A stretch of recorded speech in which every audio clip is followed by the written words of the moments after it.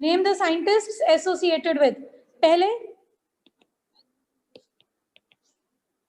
First isolated nucleic acids, वो scientist जिन्होंने पहली बार न्यूक्लिक एसिड्स को सेल्स में देखा था और इन्होंने एंड नेम्ड इट न्यूक्लिन. इन्होंने पहले न्यूक्लिक एसिड्स दो होते हैं, डीएनए होता है, एक आरएनए होता है सेल्स में. ये पहले बार ये साइंटिस्ट थे जिन्होंने पहली बार न्यूक्लिक एसिड्स को सेल्स से अलग किया था, सेल्स से निकाला था और उसका नाम न्यूक्लिन रखा था. इन साइंटिस्ट का नाम था, he was named as Friedrich Miescher. इन्होंने न्यूक्लिक एसिड्स को आइसोलेट किया था 1868 में और इन्होंने न्यूक्लिक एसिड्स को आइसोलेट किया था from nucleus of WBCs. White blood cell के न्यूक्लियस में से इन्होंने न्यूक्लिक एसिड्स को, यानी कि इन्होंने आइसोलेट किया था न्यूक्लिन नाम के सब्सटेंस को. इन्होंने उसका नाम अभी डीएनए आरएनए नहीं डाला था, ना ही इनको न्यूक्लिक एसिड टर्म का पता था, वो हमने आज बोली है. पर इन्होंने जो भी चीज WBCs के न्यूक्लियस से बाहर निकाली थी, इन्होंने उसका नाम रखा था न्यूक्लिन. और जो न्यूक्लिन था वो आज हमें पता है कि वो डीएनए और प्रोटीन्स का एसोसिएटिव मिक्सचर था.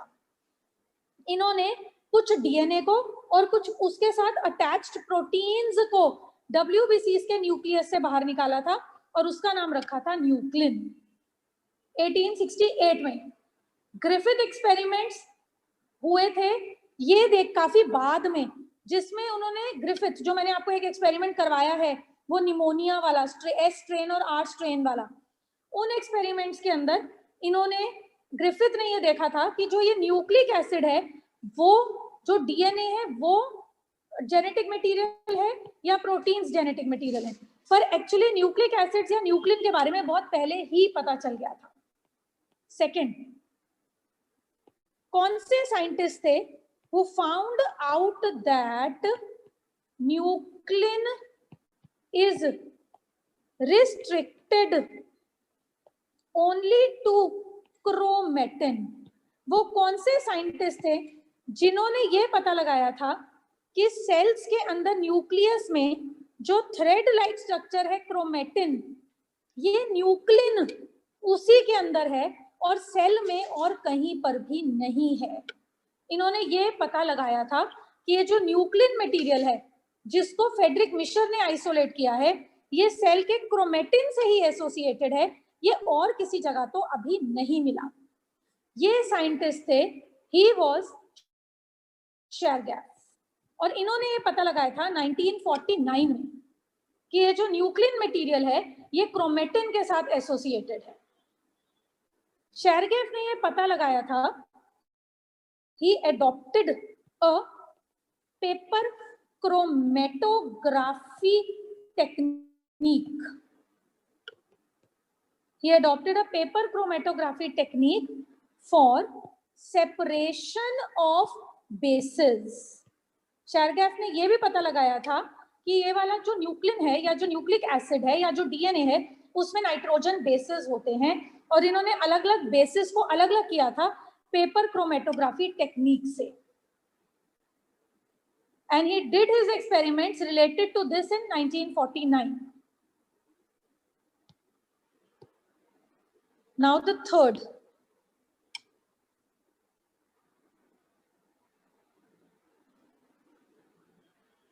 ये कौन से साइंटिस्ट हैं who called nuclein as nucleic acid? वो कौन से साइंटिस्ट हैं जिन्होंने न्यूक्लिन को न्यूक्लिक एसिड बुलाया था? Nuclein was called as nucleic acid, और उनका नाम है रिचर्ड ऑल्टमैन. इन्होंने इससे रिलेटेड स्टडीज की थी 1899 में. इन्होंने कहा था जो फेडरिक मिशर को सेल्स के अंदर से न्यूक्लिन मिला है वो एक्चुअली एसिडिक इन नेचर है, और इसीलिए इन्होंने उसको न्यूक्लिक एसिड बोला था. He demonstrated that nuclein was acidic and is found in mitochondria also, and is found in mitochondria also. और इन्होंने बोला था कि ये जो न्यूक्लिक एसिड है सेल्स में क्रोमेटिन के अलावा ये न्यूक्लिक एसिड माइटोकॉन्ड्रिया के अंदर भी पाया जाता है. This was stated by Richard Altman. Identified purines and pyrimidines. इन्होंने, ये कौन से साइंटिस्ट थे जिन्होंने कहा था कि डीएनए के अंदर या न्यूक्लिक एसिड के अंदर प्यूरीन्स और पिरिमिडीन्स वाले नाइट्रोजन बेसेस हैं डीएनए में. धीरे धीरे बेटा चीजें इंप्रूव होने लगी थी, तो ये कहा था, ये नाम तुम खुद ही लिख लो, कॉसल ने 1901 में. और इन्होंने ये फाइंड आउट किया था कि nucleic acid has 5 nitrogen bases. Shivani का नंबर होगा, उसको करके पूछो. Nucleic acid has 5 nitrogen bases. ये एल्ब्रेक्ट कॉसल ने बोला था. बाकी साइंटिस्ट और हिस्ट्री ये तो बहुत मिलेंगे बेटा आपको, एम्पल मिलेंगे. मैं बहुत मेजर ढूंढ के बता रही हूँ आपको. साइंटिस्ट जिन्होंने कंफर्म किया था, फर्दर कंफर्म किया था, confirm the presence of DNA in chromosomes, कि जब जो क्रोमेटिन है जब वो क्रोमोसोम्स में कन्वर्ट होता है, even chromosomes are made up of DNA. इन्होंने फर्दर स्टडी की थी डीएनए के अकरेंस से related. And the name of the scientist is Robert Feulgen, FEUL.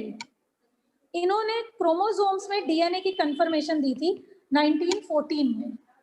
Actually ना ये नाम ना एक और चीज से रिलेटेड है. फ्यूल्गन ने ना ही also developed a Feulgen stain. इन्होंने डाई बनाई थी बेटा, एक कलर बनाया था टू डाई डीएनए, और उससे ना माइक्रोस्कोप में डीएनए का व्यू बहुत अच्छा आता था. ओके, अगला बेटा, ये कौन से साइंटिस्ट हैं जिन्होंने कहा था कि जो डीएनए है या ये जो जेनेटिक मटेरियल है ये पॉलीन्यूक्लियोटाइड है, यानी कि बहुत सारे न्यूक्लियोटाइड्स का बना है. Found out that it is a polynucleotide. जबकि ये बात इन्होंने बोली थी 1937 में, और इसी को फर्दर कैरी ऑन किया था वॉटसन और क्रिक ने, क्योंकि वॉटसन और क्रिक वो दो साइंटिस्ट थे जिन्होंने आज तक का डीएनए का सबसे बेस्ट पिक्चर दी हुई है. लेकिन इन्होंने भी बोला था, इनका नाम है विलियम एस बरी. इन्होंने 1937 में डीएनए के स्ट्रक्चर को कुछ क्लैरिफाई किया था. He clarified structure of DNA. Last है जो फिलहाल के लिए मुझे बताना है, discovery of double helix structure. इन्होंने बताया था कि डीएनए डबल स्ट्रैंडेड है. डिस्कवरी ऑफ डबल हेलिक्स ये है 1953.